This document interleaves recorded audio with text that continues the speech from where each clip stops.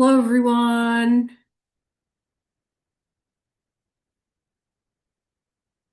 think we have some people trickling in here. Good afternoon, good evening, depending on where you are tuning in. Thank you so much for joining us this evening for our housing webinar. We're just going to give folks just another minute here to join us, but we appreciate you being here.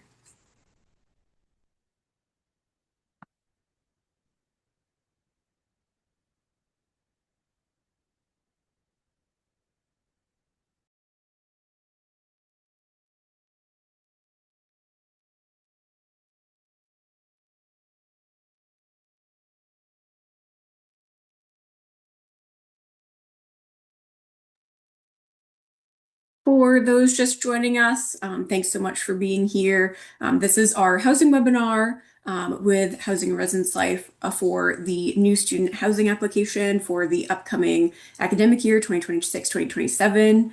We're just giving folks just a couple of minutes to trickle in here, but while they do that, I will go through some housekeeping items just at the top.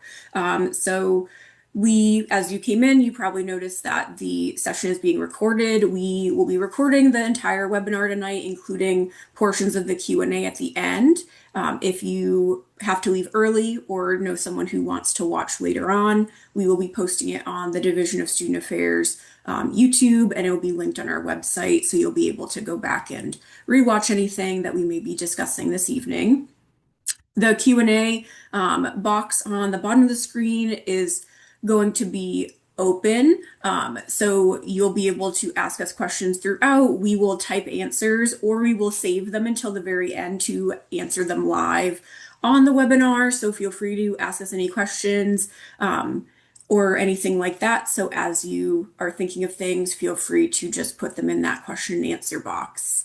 And then lastly, we know your time is precious, so we will be going through this quickly, but all of the information that you see here tonight, again, is on our website and will again be available in the recording that we will be posting later this week, hopefully. So again, thank you so much for joining us. Housing and Residence Life's new student housing application for the 2026-2027 academic year. And let's get into the agenda for this evening.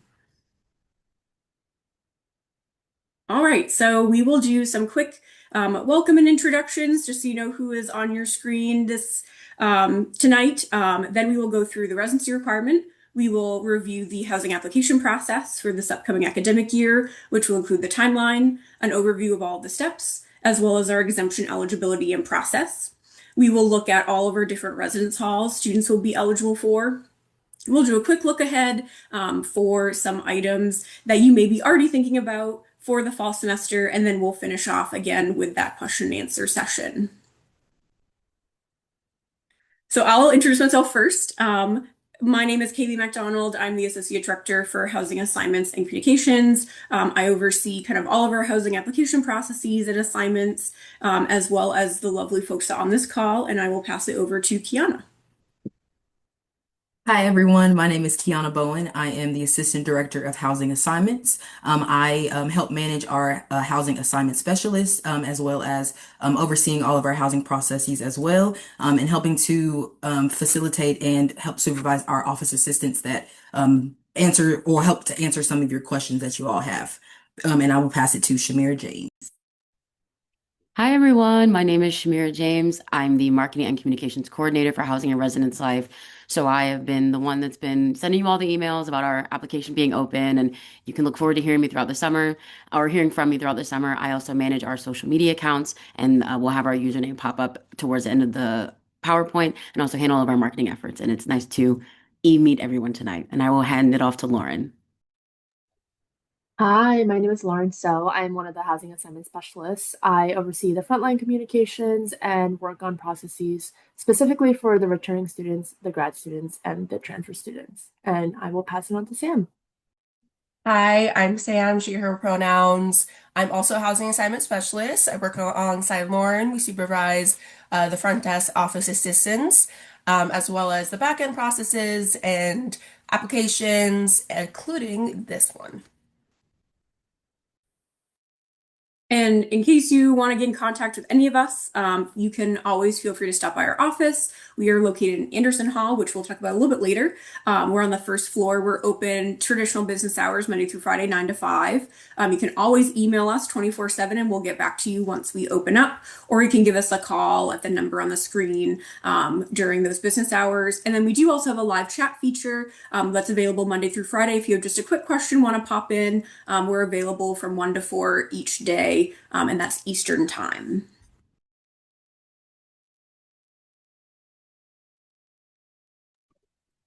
So to begin tonight, let's talk about our housing requirement that we have at American University. So our all of our incoming first year and our rising sophomore students are required to live on campus with us. So the students' housing classification truly aligns with their cohort year versus their standing credit hour that they have incoming as a student. Like you said, all students are required to live on campus and complete that housing application and go through the room selection process. So a student may be eligible for an exemption. And if they do wish to submit one of those based on criteria, they can complete that after they complete the initial housing application. So there are a lot of benefits to living on campus. So first, I want to talk about kind of like the research behind some of the benefits that we have to our residence requirement. So there are studies that really show that student success comes from living on campus and being kind of immersed in that sense of community and that belonging. So we really want students to be able to feel that, and they can feel that once they live on campus with us, between adjoining communities on campus, going to those intentional programming events and things like that. So we also want to ensure that the students have a seamless transition.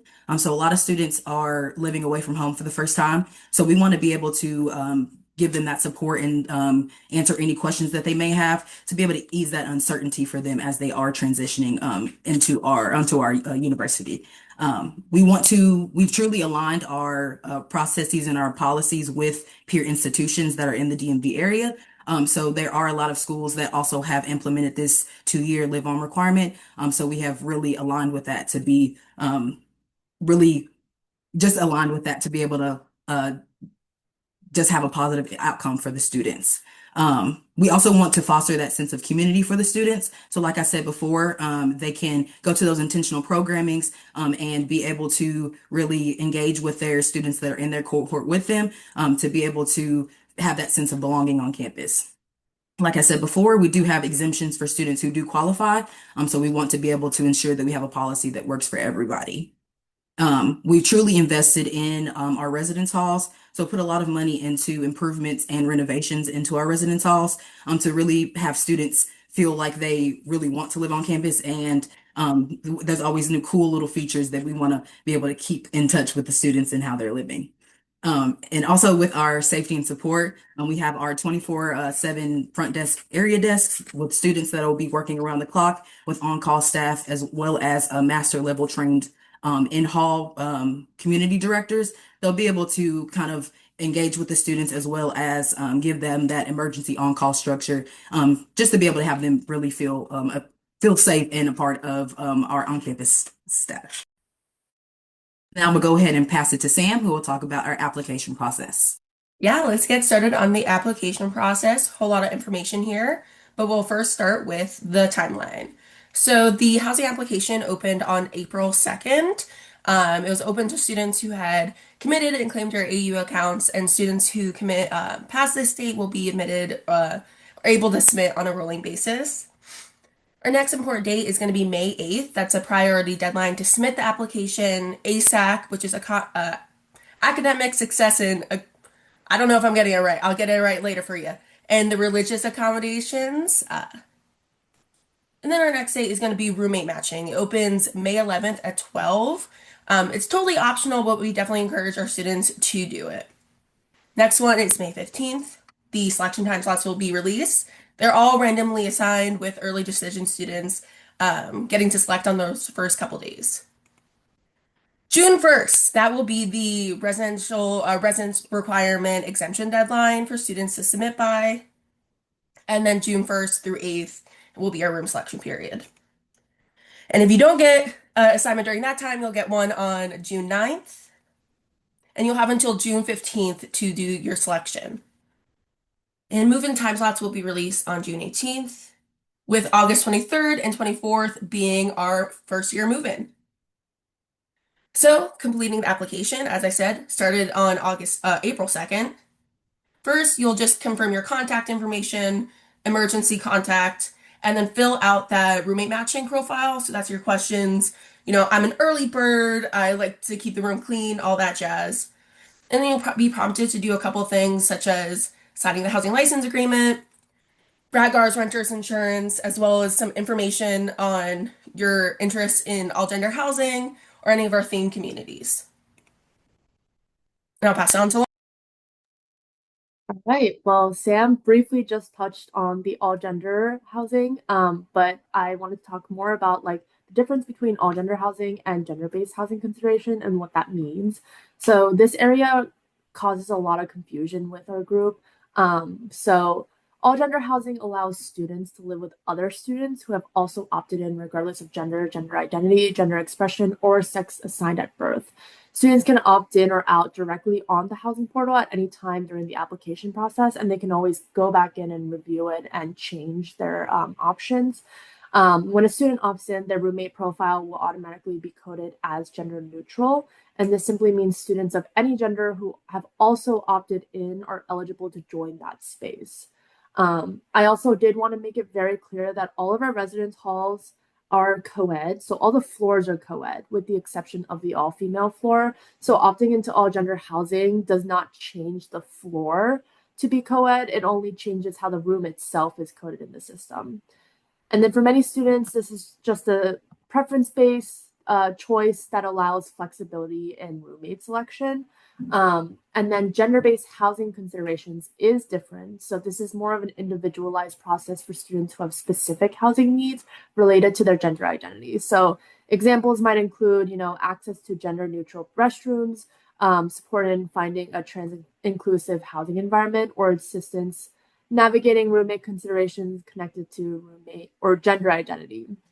And students can indicate interest in this process through the housing portal, but it does require an additional form through the Center for Student Belonging. And from there, Housing and Residence Life, we will then work closely with the Center for Student Belonging to make sure that the students' needs and considerations are met. And I will pass it back to Sam. All right, so the second step opens May 11th is roommate matching. It's optional, but highly, highly encouraged. Allows students to search for a roommate as well as create those roommate groups based on their community profiles. And you can be in roommate groups from 2 to 4 people, including yourself. And we have 2 ways that you can find a roommate. You can view your top matches based on that questionnaire that you filled out earlier, as well as searching for someone specific. I know law students find them on social media, so you can search them up with AUID, username, all that jazz. But there'll be a couple of road bumps that some students might come across. Our biggest one is going to be the gender classifications, such as like Lauren was talking about with all gender housing. You'd only be able to match with people who are in the same choice that you have opted into. So you'd either have to both be opted in or both be opted out. Then our next one is confirming that you guys are all in the same community. So if you're in honors, DC Impact, University College, or themed communities, you'll only be able to match with folks who are within that same community. And then the last issue is if someone's already committed to another roommate group, they'll have to leave that roommate group to join a new one. All right, and here's kind of what it'll look like for you on the housing portal. So right here, I'll give you that reminder of what your profile is. So gender, housing classification, and your community. And then to find that specific roommate, press that button, search them up in those fields. And then you can view the suggested rooms as well, shows your percent match. You'd be able to view their profile on here, send them a message before you invite them to be a roommate. Be like, hey, want to FaceTime or whatever to get to know each other. And then you can go ahead and invite them to your roommate group. After inviting, you'll be able to see your outgoing requests, and once they accept, they'll be moved to your roommate group, or if they decline, they'll obviously not be there. And our favorite step is going to be room selection. It starts June 1st through June 8th. With early decision students, will receive time slots on the first days. We might get a couple questions about early action students. At this time, it is only early decision students who will receive those time slots on the first couple of days. Floor plans will be available in the portal. So, some people have a preference about being closer to the bathroom, further, near a lounge, laundry room, all that jazz. You'll be able to look at that on the housing portal, as well as the folks with the earliest time slot will be able to do the selecting for the roommate group as they would have more availability to choose from. Big thing is completing that roommate matching before you select. You can't add folks to your roommate group after you select. And students without a roommate group can view the potential roommates' profiles before selecting half-filled spaces. So we recommend students look for spaces that are already half occupied, and you'd be able to see the roommate profile, the answers to their questions, and then you kind of have this agency in choosing who's going to be your roommate. Because at the end of the day, most of our students are going to be getting roommates. So yeah, it's better to, find someone that you match with and from the beginning. Here's what the selection will look like. You'll have the choice from the different halls. So let's just select Anderson Hall. And then it's just like you're shopping online. You simply just add it to your cart. Boom. And then you'll assign the beds to those in your roommate group. So you have to assign yourself and the other people in your roommate group. Key thing here is that -1, -2 doesn't really mean anything. It's not the bed is on a certain side of the room. It is just kind of our way of counting how many beds are in the room. So it's up to you guys when you move in of who gets which bed. And then you'll just confirm and save your booking, and that's your housing assignment for the next year.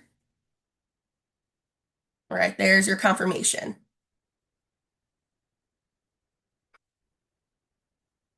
I'll pass it on to Kaylee.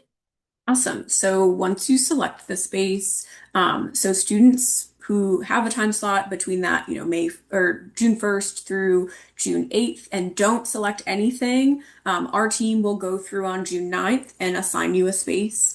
This is primarily to make sure that you have a bed in your particular community. So if you're an honor student, we want to make sure that you're living with the rest of the honor students. So we will make sure that you have that space reserved. However, students, if they're, still want to browse around, you have the opportunity to do so until June 15th. So your time slot will happen, you'll pick a space, and then if you want to, say, move down the hall or, be closer to the bathrooms, you can make those changes as availability permits through the housing portal until that time. And after that time, you'll just have to ask us for assistance to make any changes to your spaces, but we do encourage students to do that on their own during that kind of self-selection and self-change period. All right, and we've kind of talked through the entirety of the application process, but some people might be interested in what it looks like to apply for an exemption. So we'll kind of go through that now. So I won't speak on every single one of these exemption criteria as they are all on our website, but if a student meets the criteria for one of these exemptions, you can feel free to submit through the housing portal. The most popular ones that we see are students that are over the age of 22 by August 1st of their first year. Students that live with a parent or guardian at their permanent residence, which is within 25 miles from campus, or students that are studying abroad. So students that may be part of the Cornerstone program that are studying abroad for either the fall or the spring that want to provide, their documentation that they're going to be abroad for that semester and obviously would like to be exempt from the residency requirement then. And then the last set of exemption guidelines has a little asterisk, which I will get into on the next slide. Well, in two slides, really. So first, the timeline. So again, application opened on the 2nd of April. And our next really big deadline, like Sam mentioned earlier, was May 8th. So that's the priority deadline for our religious and ASAC, which is the Academic Support and Access Center, accommodations and exemptions. Then all those other exemptions that were listed on that previous slide, those are due by June 1st. And then anyone who submits their exemption request by June 1st will receive a response by June 30th. Now, Some students may be admitted to the university after June 1st, and we understand that we want to have time to submit the documentation. They'll have 96 hours to submit the housing application and their exemption request. Once they kind of, accept their account, they'll receive an email. And then after that period, the late exemption requests will not be considered. So make sure that you're kind of on top of those deadlines. All right, so request an exemption. So students may request an exemption after completing the housing application in the housing portal, which we'll go through the clicks in just a moment. And each of those exemptions that were listed earlier do have specific documentation that needs to be submitted, and all of that is outlined in the housing portal. So some require, if you're over the age of 22, we need a birth certificate or we need your license, something that shows your age on there. And then we will be reviewing those exemption requests. We typically review them on a rolling basis, but absolutely we will respond within 30 days of submission at the very latest. And then you'll see on the side here, want to mention just the process for submitting exemption requests for our two other kind of criteria. So medical or disability related exemption requests are all submitted through our Academic Support and Access Center's three-step accommodation process. So regardless of if you're submitting an accommodation or an exemption request, you will go through their three-step process. Their team will review and determine your documentation, will determine from your documentation if an exemption is approved or if a reasonable accommodation can be made on campus. So sometimes students may not know what type of accommodation that should apply for. They'll ask for an exemption, and their office is really the experts in determining what we can do on campus for you. For religious exemption requests, those are submitted through our K Spiritual Life Center's process. It's a quick form, and then you'll begin engaging with the university chaplain who reviews all of the documentation that you submit, your reasoning, and we'll really begin kind of a discourse and a dialogue to learn about what you need on campus, and then again, determine if the exemption is approved or if an alternative arrangement can be made on campus. So our big thing here is that both of those offices will work with you first to see if an accommodation can be made on campus in our residence halls, and then if not, providing that exemption to you. All right, so for the exemption process, so the first big thing you'll note, once you complete the application, it will prompt very boldly to select your next step. So either that is going to the next phase of the application, so looking at what's coming up, moving to roommate matching, things like that, or moving directly into our exemption portal. So again, this page will kind of do a quick overview of those criteria once again, in case you missed them earlier, and then you'll be redirected to the exemption portal. You'll click on the year you'd like to submit your exemption, and then you'll go ahead and select which exemption you're applying for, because in our system, again, each of those have specific documentation you need to submit. And then once you select which one you're looking for, you'll be able to actually tell us the information. So for this example, is for your permanent residence within 25 miles. You'll see what address we use at the top. So we use 4400 Massachusetts Avenue Northwest in Washington, D.C. You'll type in your address, and then you'll provide a couple pieces of documentation just proving that that's your permanent address. So again, I want to reiterate, it is immediately following the completion of the application. You go ahead, select which type of exemption you're looking for, and then you just upload your documentation. Once everything's all uploaded, you will get a confirmation on the screen and via email just saying, yep, you've submitted everything, and then it will be reviewed by our team. For approvals, those are pretty quick and easy. You're notified by your email that's on file with us. If you have an assignment, when you're approved, we will go ahead and cancel that. And then you're all set for the rest of the 2026-2027 academic year. For students who are denied, you again will be notified via your email of the denial, and you should plan on self-selecting your space, or if after that time, we will have a space assigned for you. And then the big thing is that the housing charges will remain on the student account. Now, the big thing I really would like to highlight, as the requirement is for the first 2 years on campus, if you would like to be exempt for both your first year and your second year, you must submit a second exemption for the 27-28 academic year. We won't assume that you want to live at home still. Maybe you want to come back to campus. So we just ask that you kind of resubmit your documentation. The same documents apply. We just need to know that you again want to live on or want to live off campus. And that application opens in our spring 2027. We send a lot of communication about it. We're all around campus. You really can't miss us. So you would just do the same exact process if you want to be exempt for your sophomore year. And now I will pass it over to Shmira. All right, everyone. So we've kind of talked about the process of how you select this space, or maybe how you will be exempt from selecting a space. But now we're going to talk about the spaces themselves and what you can kind of look forward to when we get into selection. So first, looking at our campus overall, starting with Southside, this is going to be the largest hub of our first year residents, mainly just because the buildings on this side are a little bit bigger than what we'll see on North Side when we get to a little bit later. But we have Anderson, Centennial, Letts, and Roper. Roper is home to our themed community, Sankofa House. Moving on over to East Campus, while this is not for our first year students, something that is on East Campus is the Market and Freshens, which is a very like popular food restaurant kind of situation that students really tend to like. Then moving onward, we have North Side of campus. The rest of our first year population will end up living over here. So we have McDowell, Hughes, Leonard, and Cassell. And in McDowell and Leonard, we have our other two theme communities, Eagles and Community and First Flight. And then the further side of campus, we have Nebraska and Frequency. These are for our upper division students. They are accessible by the Metro as well, but just, not really necessary for this current conversation we're having. But that is like the entire breakdown of our campus. So when we are looking at the residence halls, Lauren mentioned this earlier, but all the floors are co-ed, and we do have our all-female floor that you can request during selection. Just general things about the halls themselves. Each floor will have a community, kitchen, lounge, and laundry facilities. The only place that's a little bit different is Roper, just because Roper is 2 floors, and so like the kitchen and community lounge are just on that first floor, but all the halls will have all these amenities.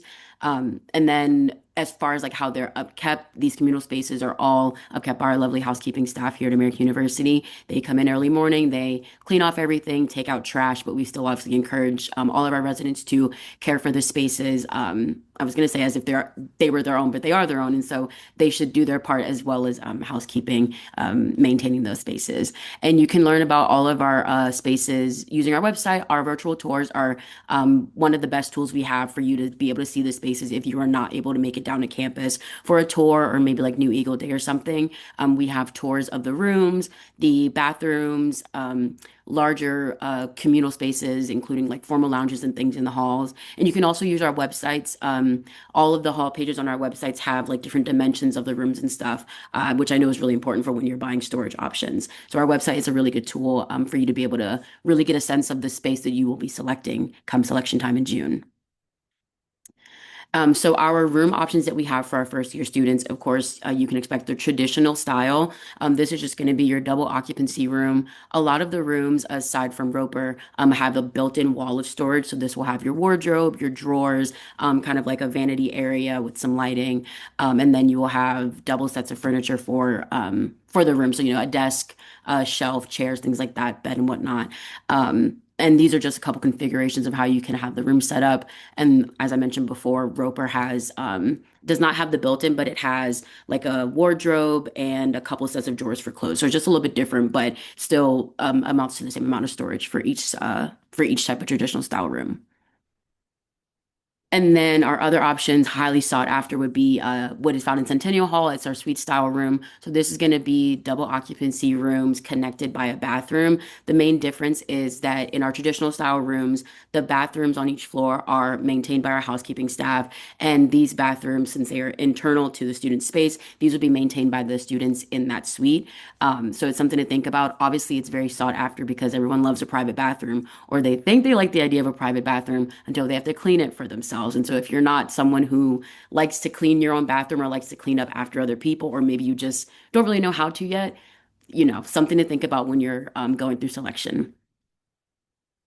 And then, of course, we have our double or single options. So these are going to be double occupancy spaces that will only have one resident. These are offered to all students based on the availability for the year, which changes year to year just based on the number of spaces we have. This is a first come, first served through selection. So, it might be even more highly sought out than a Centennial space, but you want to make sure that you're keeping an eye on if that's something you would like. Um, and of course, we will still maintain our the number of rooms we have for singles with ASAC accommodation and things like that. So this is separate from that process. ASAC students are prioritized when it comes to singles, and this is completely separate. But if you have any more questions about that, obviously feel free to reach out to us or ask us in the chat. And I will hand it off to, I believe Lauren is next. Yeah, okay. So now we're gonna completely shift gears and talk about our residential communities. So the residential communities are like, it's a very good opportunity for students to connect with other students who share similar interests and identities, all while being part of like a supporting living environment. So we have a few different options available. First is our all-female housing option. It's available to both first and second year students. It is available to female identifying students, and students can opt in directly on their housing portal. One thing that often causes some confusion is how our residence halls are structured. So again, I touched on this earlier with the all gender and gender-based housing considerations, but all of our halls are co-ed by floor, meaning floors, not the individual rooms, are generally shared by students of different genders. So what makes the all-female housing community unique is that it designates an entire floor exclusively for female identifying students. So while the building itself remains co-ed, this option gives students to, have the choice of living on a fully female floor. And it's also worth noting that joining this community doesn't limit a student's broader campus experience. So if students opt into all female housing, they're also welcome to participate in other living learning communities, provided they receive confirmation from their program about living outside of the designated space. And then for the 2026-2027 academic year, this community will be located in Hughes Hall. And next is Sankofa House. This is one of our 3 themed communities. It was established in 2020, and Sankofa House is a vibrant community for students interested in exploring Black culture, history, identity, and the intellectual traditions of African diaspora. So like all of our theme communities, Sankofa House is open to all students of all class levels. Whether you're a first year or an upper class, everyone is welcome to join. And interested students can select Sankofa House directly through their housing application. And for the upcoming academic year, Sankofa House will be located in Roper Hall. Our second theme community is First Flight. So First Flight is a supportive and enriching residential community designed specifically for students who are the first in their families to pursue higher education. So, AKA first generation college students. Again, First Flight is open to all students of all class levels. Interested students can select First Flight directly on their housing portal, housing application in their portal. And for the upcoming academic year, they will be located in Leonard Hall. And finally, we have Equals in Community, an affirming residential community that enhances the intellectual and cultural environment of our campus by exploring the historical and contemporary experiences of the LGBTQIA plus community. And this community is open to all students of all class levels. I see that we have a theme here, so all the theme communities are open to all class levels, and interested students can select Equals in Community directly through their housing application.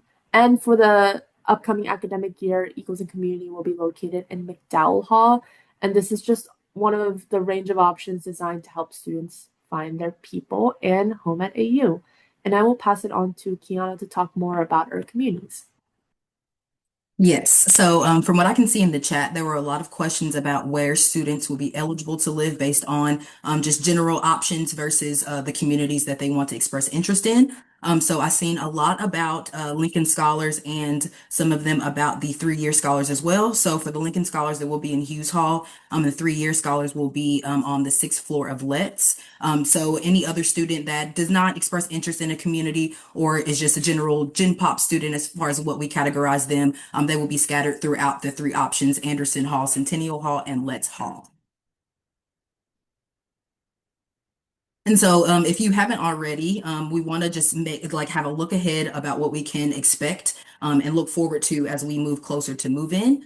Some things that we can look forward to as far as the student is concerned is personalizing their space once they get on campus or before they get on campus. So some of those options include bed lofts, so they can rent those bed lofts through the housing portal after they complete their initial room selection. So that is open from June 22nd until July 31st. And then our designated team will be able to install those inside of the student space before they arrive on campus. So that is a good thing to just go ahead and get that out of the way. And I do want to add that that we do not allow non-AU lofts or stands as they are not approved into our residence halls. So just be mindful of that. And there are plenty of videos on our Instagram about what we do have as far as how the bed lofts look versus if you don't want to opt into that bed loft and you just do want to raise or lower your bed, there are those options for that for you to be able to view as well. Another option is our fridge rentals. So they are micro fridges. So they are a microwave and a fridge, mini fridge combo. And so students may bring their own if they don't want to opt into this Go Breeze option, but those options are available for the student to rent. This is the only option for the student if they do wish to bring a microwave. Due to the way that the energy is distributed through the machines, we do want to be mindful that you cannot bring a microwave from home. If students do want to use a microwave in those traditional halls, there are the options in those community kitchens to be able to use the microwave in there. And all of our rental information is available on our website as well. So feel free to read through that, peruse that, and see what fits for you. Our last option is our XL bed request. So our beds are already considered XL, but if a student does exceed that uh, that if they're a lot taller than an average student, I should say, then they can, I guess, over the height of 6'3", they may request an extra large bid starting on June 22nd after that initial room selection process is over. So the student will need to submit certain documentation like an ID that shows their height on there to be able to be approved for that. And those requests are evaluated on a first come, first served basis. So if those extra large bids are a high commodity for the incoming class and they can't get it during that first run, they will be added to that wait list and they are going to be updated once that becomes available if another student opts out or for some reason is not on campus anymore. So the next thing we want to look forward to and the most exciting is obviously our move-in. So fall 2026 move-in, we have confirmed our dates. So that will take place the weekend of Saturday, August 22nd through Monday, August 24th. So those requests for early move-in will be reviewed by our housing team on a rolling basis. And just to be able to note that not all requests will be approved. And all of those will be reviewed as well as after all of our initial time slots are assigned to students. So after that initial room selection, time slots will be released. And then at that point, we will be able to look into those early move-in options and approve students and just be able to note that all those requests may not be approved. And now I will pass it to Kaylee, who will talk about the New Eagles newsletter. Yes, so I would be remiss if I didn't take the opportunity to share some information on behalf of our new student and family programs at American University. So in addition to our office, their office does a lot of outreach with both students and incoming parents, families, and supporters. So for new students, the first big thing to keep an eye out for is the New Eagle newsletter. Those will be sent every Monday evening to both your personal and AU email address beginning on May 4th. They have really, really great information about signing up for orientation, important dates, and ton of deadlines to help prepare for your arrival, as well as some great information that we'll probably share through those newsletters as well. But really encourage you as a student to read those that when they come out on Mondays. But the big thing is obviously registering for new student orientation, or NSO as we call it here at AU. And all of that information will be included in those New Eagle newsletters. For any of the parents, families, and supporters on the call this evening, there is a companion newsletter called the New Eagle Family Newsletter. So most people are not automatically enrolled into this newsletter. However, if you want to send an email to the Eagle families at american.edu with your student's name and AUID number, you can be added to this mailing list. Also, in the first newsletter that'll go out on May 4th, there will be a direct link for students to sign up directly. So if you're interested in getting kind of the companion pieces of information, I believe they're sent on Wednesdays. So you'll get kind of similar information as your student, but just also to stay up to date with us throughout the year. They send really, really great information. They have great webinar series that, is helpful from when you're a new parent all the way through to a senior parent. So they're a really great kind of resource for our parents, families, and supporters. And if you do have any questions about any of kind of new students coming to campus, any of these newsletters, new student family programs, you can obviously contact their office. The best email to reach them at is orientation@american.edu, and they can direct you to where you need to go, or they have some really lovely information on their website, which is just /studentaffairs/orientation. All right, so we have been churning away through some questions in the Q&A, and I know that there have been some good ones that we've answered, but would love to answer live here. So one of the big ones that I always like to kind of say out loud is, how long are our regular beds?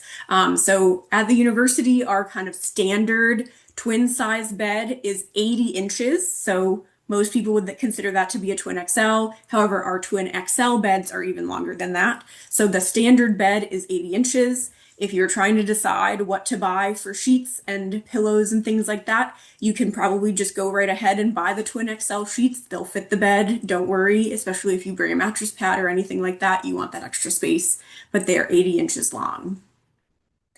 The other question that I saw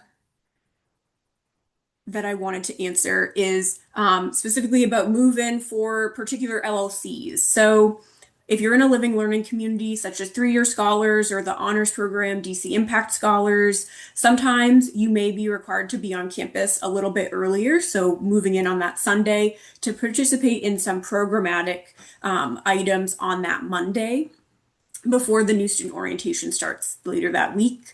However, that does not make Sunday an exclusive living learning community move-in day. It is available for students that are general population. It depends on your kind of hall, where you live, what programs you're involved in. And the big thing is that when you get your time slot in June, you can move it around. So if you're coming, from 5 hours up north and an 8 a.m. time slot does not necessarily appeal to you because you'll be driving down that day, you can push it to later in the day and make it really easy on you to get to campus and not have to stress out about that. Good question that just came in. If you're in an LLC, such as University College, are you restricted to just the halls that are listed to your LLC, or can you go to a different one? So I'll speak to just University College in the moment. So if you're in University College, you'll be assigned a specific cohort within University College, and you'll be restricted to the floor community or hall that is designated for that cohort. So when you go into the room selection, like we saw earlier with Sam, you would only have the one floor or one hall available to your specific cohort. Anyone else see questions that you want to answer live?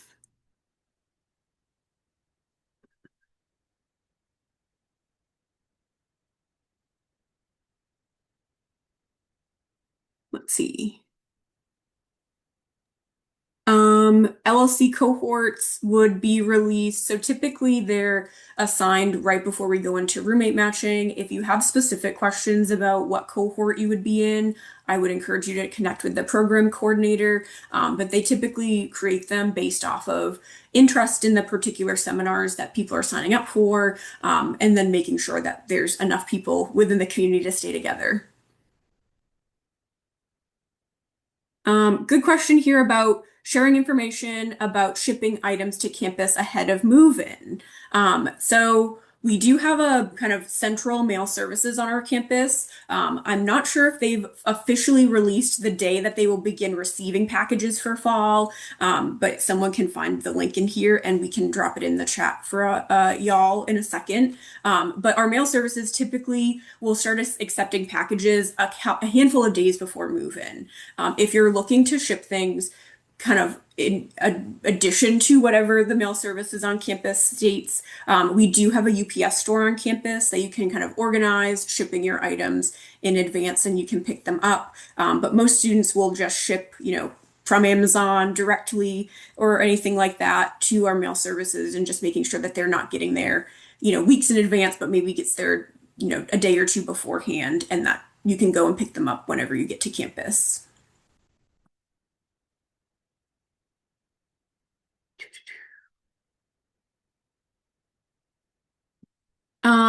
Question here about if you're planning to defer. So if you're planning to defer, that's obviously an independent choice. I know there was a question earlier about, finding a roommate that may be also wanting to defer. I would just say being communicative and upfront with your potential roommate of saying, hey, I might defer from the university. Don't want you to kind of get stuck if I end up leaving.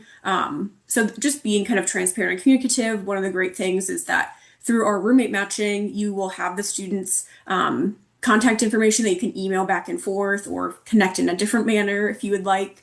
So just being transparent. And then the second you kind of decide to defer, from the university, for instance, we will receive that information from admissions. We always will try to send you a message just to confirm on our end, hey, we found out you're deferred, and we'll send you additional information for either the spring or the following fall. So we just would, encourage you to make sure you're doing all those steps with admissions to ensure everything is good to go.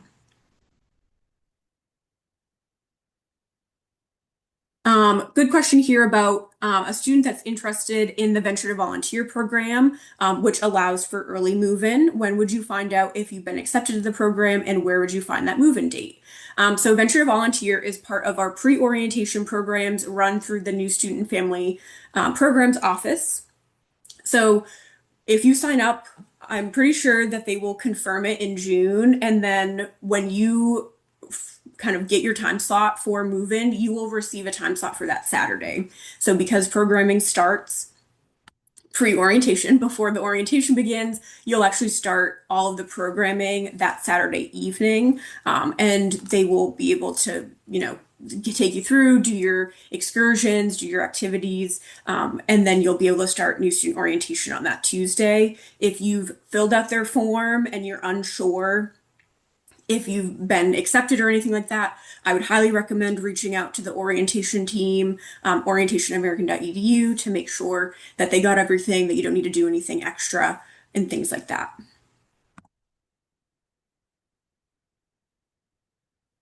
Question here about switching out the mail address. So when you're at the university, you can switch out kind of your in-session address is what we call it. Obviously, you will hopefully maintain a permanent address that is not on our main campus, but if not, you can always switch it out to whatever residence hall and room that you live in. But AU will ask for your kind of in-session address if that is going to be different than your permanent address, and then you'll be able to swap that out kind of as you change rooms or kind of between years.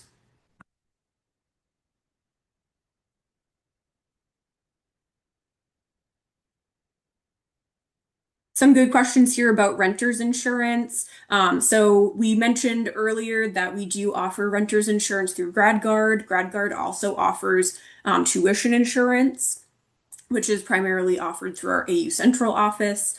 But renters insurance is not required. However, it is recommended.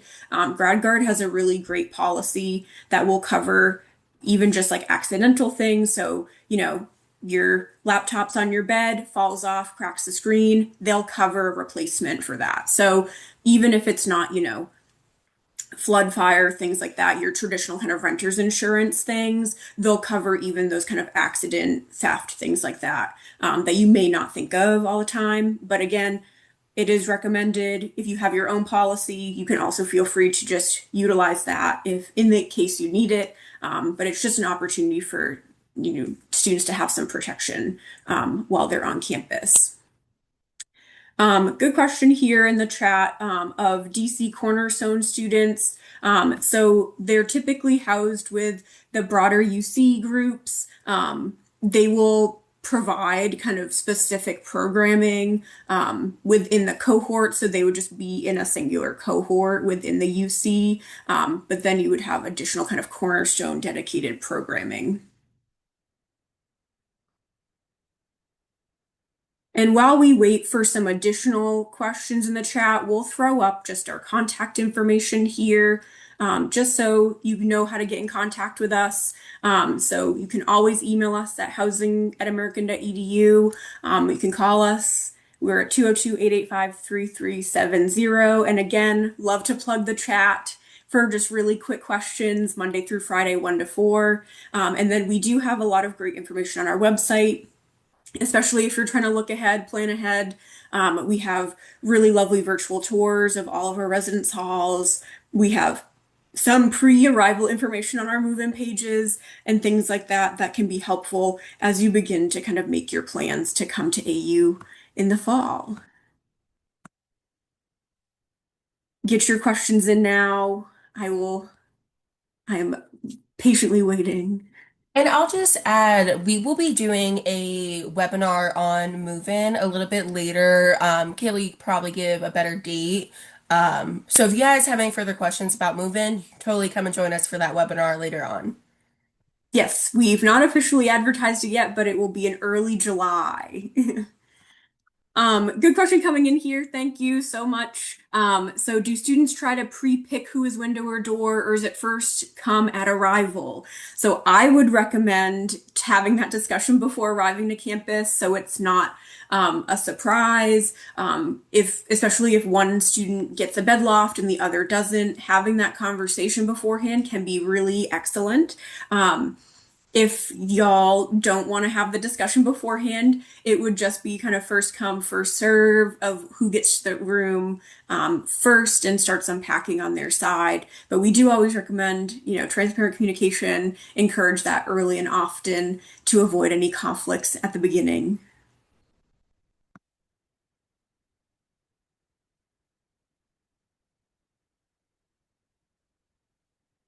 Perfect.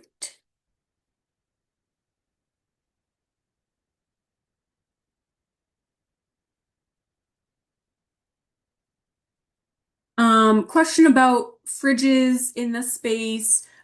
So we would recommend only one fridge in the space. There's not really space for two. So the best way to do it is just to have one person purchase the fridge and then it's just kind of utilized by both roommates. That's really in the situation that if there's ever a room change, the student that has the contract with the Go Breeze company would take the fridge and then the other student can either purchase their own or find another fridge. If you split costs just kind of on the side, Go Breeze will always default to whoever has the contract with them. So that can kind of get tricky for students if they are paying just their roommate, on Cash App or Venmo for part of the fridge and then they take it and then they want their money back, but Go Breeze doesn't even know who they are. So we always recommend having the contract kind of in one student's name and then it kind of keeps it cleaner. But again, you can bring a fridge from home, having those discussions. I know when I moved in my freshman year, my roommate said, I'll bring the fridge and if you bring the TV, and we said, great, sounds excellent. And it worked out for us. We got kind of lucky for that. So that's just what worked for us. But having that kind of conversation early is definitely helpful.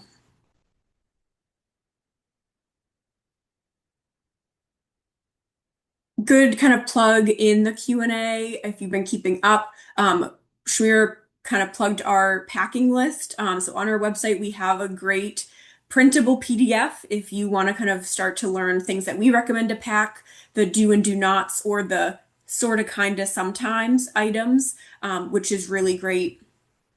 So if you're looking kind of, for your own lamp, if you're less of an overhead light person, we can kind of direct you towards that if that's something that you would like. And also in the chat there, thank you so much.